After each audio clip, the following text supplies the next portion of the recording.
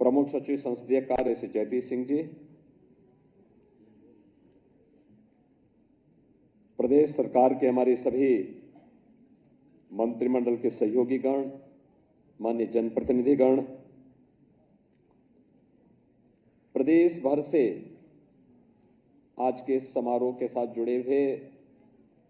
सभी माननीय जनप्रतिनिधि और उपस्थित महानुभाव और उपस्थित प्यारे बच्चों, मैं सबसे पहले पूरे प्रदेश वासियों को संविधान दिवस की हृदय से बधाई देते हुए भारत के संविधान निर्माताओं, स्वाधीनता संग्राम सेनानियों को कोटि कोटि नमन करते हुए विनम्र श्रद्धांजलि अर्पित करता हूं। विशेष रूप से भारत के संविधान के वास्तुकार बाबा साहब डॉक्टर भीमराव अंबेडकर जी को, जिन्होंने भारत के संविधान को भारत के अनुरूप बना करके दुनिया के सबसे विस्तृत संविधान के माध्यम से आज ही के दिन 1949 में एक भारत श्रेष्ठ भारत की आधारशिला को पुख्ता कर दिया था। हम सब जानते हैं कि 15 अगस्त 1947 को देश आजाद होता है, लेकिन आजादी के पहले 1946 में भारत के स्वाधीनता संग्राम सेनानियों की मांग के अनुरूप कैबिनेट मिशन के सामने जब भारत ने अपना प्रतिवेदन रखा और हमारे स्वतंत्रता संग्राम सेनानियों ने अपना प्रतिवेदन रखा था, तो उन्होंने अपने देश के लिए एक स्वतंत्र संविधान सभा गठन करने की मांग की थी। 1946 में संविधान सभा के चुनाव और संविधान सभा के गठन के बाद पहली बैठक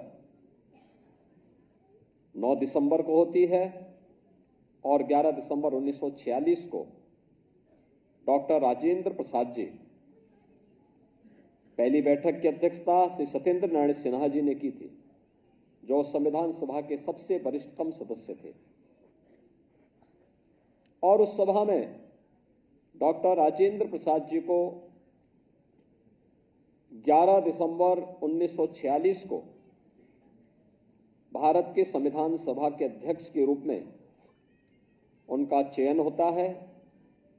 और फिर इसके बाद एक कार्यक्रम आगे बढ़ते हैं। फिर संविधान की जो 13 समितियां बनी थी, उनमें जो महत्वपूर्ण समिति थी ड्राफ्टिंग कमेटी, जिन्हें संविधान के वास्तुकार के रूप में भारत का संविधान कैसे होना है, कितनी धाराएं होंगी, कितने अनुच्छेद होंगे, क्या क्या इसमें बंद और उपबंध होंगे, इन सभी बातों को समाहित करने की दिशा में जिस कमेटी को कार्य करना था, वह दायित्व दिया गया भारत माता के महान सपूत भारत रत्न डॉक्टर भीमराव अंबेडकर जी को, जिसे उन्होंने बखूबी निभाया। अनेक सत्र इस दौरान संविधान सभा के हुए और भारत के संविधान के अलग अलग सत्रों के माध्यम से अलग अलग मुद्दों पर अलग अलग भारत की जनता के अनुरूप न्याय, समता और बंधुता के लक्ष्य को प्राप्त करने के लिए क्या कुछ हो सकता है, इसके लिए अनेक सत्रों के माध्यम से जो निचोड़ आया। कभी आप देखेंगे 10 वॉल्यूम में भारत के संविधान सभा में हुई विभिन्न बहसों पर कितनी सार्थक बहस है। आज भी वह हमारी विधायिका के लिए, हमारी न्यायपालिका के लिए और हमारी कार्यपालिका के लिए एक मार्गदर्शिका के रूप में वे डिबेट हम सबका मार्गदर्शन करते हैं। और हम लोग चाहेंगे कि वास्तव में भारत के संविधान सभा के माध्यम से जो डिबेट हुई है, हर संस्थान में वे डिबेट होनी चाहिए। आपको उसमें मुद्दे मिलेंगे, तथ्य मिलेंगे, भारत की यात्रा के बारे में एक जीवन दर्शन को जानने और सीखने का एक अवसर आपको प्राप्त होगा। और अंततः उसका निचोड़ जो डिबेट हुई है, वे डिबेट मूल रूप से नहीं, उसका एक निचोड़ जो लेके आना था, वह भारत के संविधान के रूप में बाबा साहब भीमराव अंबेडकर जी ने देश को दिया।